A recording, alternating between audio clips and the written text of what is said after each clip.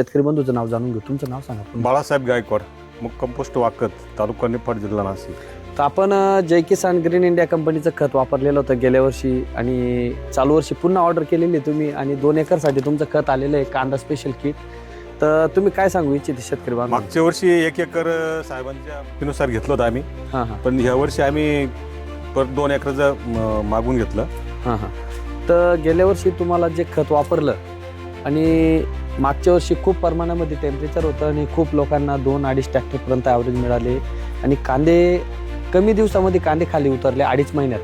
तर टेम्परेचरचा फटका बसला आणि बऱ्याच लोकांना कांदेच निघाले नाही.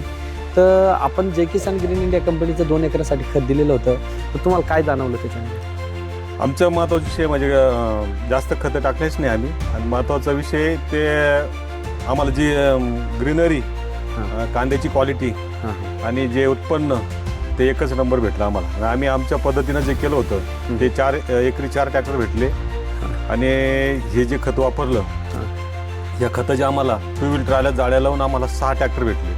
आणि जय किसान ग्रीन इंडिया कंपनीचं फर्टिलायझर वापरलं त्याच्यात 6 ट्रॅक्टर कांदे निघाले. आणि टिकवण क्षमता दोघांमध्ये काय फरक वाटला? टिकवण क्षमता आम्ही आता शेवट दिपोळी झाल्यानंतर म्हणजे जवळजवळ ऑक्टोबरच्या शेवट आम्ही कांदे विकते जवळजवळ ते कांदे, आणि बाकीचे कांदे जे आम्ही जे घरी केले होते ते अगोदरच विकले, खराब झाले होते ते अगोदरच विकले. तर बघू शकताय असे हजारो शेतकरी लाईव्ह व्हिडिओ काढतो. प्रत्येक शेतकरी बांधवांना खत देताना त्यांना विचारतो की तुम्ही गेल्या वर्षी वापरल्यानंतर तुम्हाला काय जाणवलं त्याच्यामध्ये.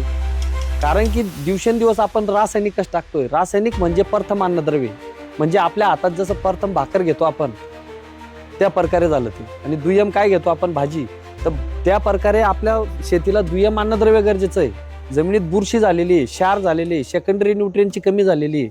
सेकंडरी न्यूट्रिएंट म्हणजेच कॅल्शियम, मॅग्नेशियम, सल्फर. तर प्रथम दुय्यम हे गरजेचं असतं. नुसतंच रासायनिक खत 100% टाकणं गरजेचं नाही आहे पिकाला. तुम्ही 8-8, 10-10 गोण्या टाकताय पण ते 50% वितळून वायाला जात आहे. त्याच्यासाठी प्रथम दुय्यम अन्नद्रव्य जर एकत्र टाकलं तर 100% रासायनिक खत काम करतं.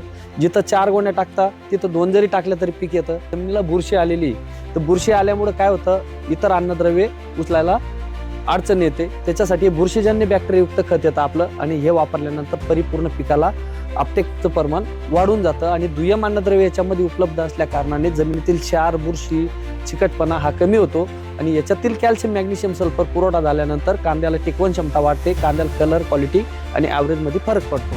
इतर शेतकरी बांधवांनी मागणी केली आमच्याकडे, तर घ्यायला पाहिजे का नको घ्यायला पाहिजे? घ्यायलाच पाहिजे, 100% घ्यायला पाहिजे. तर बघू शकताय असे रासायनिक खताचा बी मारा कमी होतो याच्यामुळे, आणि रासायनिक खताच्या किमती पुढे झालेल्या आहेत. आज रासायनिक खताची किंमत डायरेक्ट 2000 रुपये गेल्या. म्हणून सांगतो की रासायनिक खत टाळा, कमी प्रमाणात वापर करा, जेणेकरून आपली जमीन वाचेल आणि आपल्या कांद्याची जी टिकवण क्षमता पाहिजे आपल्याला ती मिळेल. धन्यवाद शेतकरी बंधू. नमस्कार.